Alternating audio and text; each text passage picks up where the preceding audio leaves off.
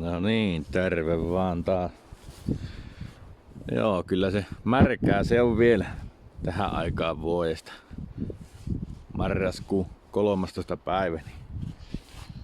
No ei vesi seiso pellolla, mutta ei paljon muuta vailla.